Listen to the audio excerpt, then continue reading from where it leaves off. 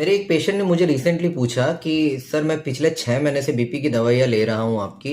अब बीपी तो मेरा बिल्कुल कंट्रोल में है और मुझे कुछ तकलीफ कंप्लेंट्स कुछ भी नहीं है, मैं सारे काम नॉर्मली कर पा रहा हूँ अपने। तो क्या मैं इन बीपी की दवाइयों को बंद कर सकता हूँ?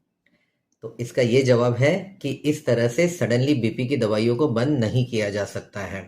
देखिए, ये जो बीपी लोगों का कंट्रोल में होता है दवा लेने के बाद, वो दवा की वजह से होता है, क्योंकि दवा शुरू है इसलिए ब्लड प्रेशर कंट्रोल में है।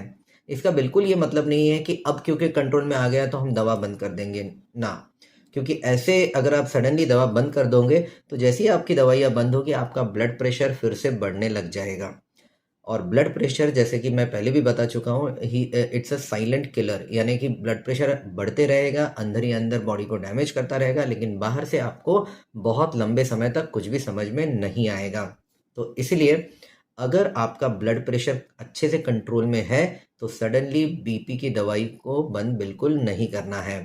हाँ, बहुत ही रेयर केसेस में ऐसा हो सकता है कि in the due course of time धीरे धीरे दवाइयों का डोज कम करके उसको बंद किया भी जा सकता है। यूजुअली यंग लोगों में ऐसा पॉसिबल हो सकता है, but this is very very uncommon, बहुत ही अनकॉमन है ये बीपी की दवाइयों का कंप्लीटली बंद हो जाना। और अगर हम इसको बंद करने की कोशिश कर भी रहे हैं तो पहली बात तो ये अंडर प्रॉपर मेडिकल सुपरविजन होना चाहिए, यानी कि डॉक्टर की निगरानी में देख रेख में होना चाहिए। और दूसरी बात, सडनली बंद नहीं किया जाता है, बल्कि इसको धीरे धीरे इसका डोसेज कम किया जाता है, ब्लड प्रेशर का क्या रिस्पॉन्स है देखा जाता है, और उसके बाद ही अगर पॉसिबल हो तो ही ब्लड प्रेशर की दवाइयों को बंद करने की कोशिश की जाती है।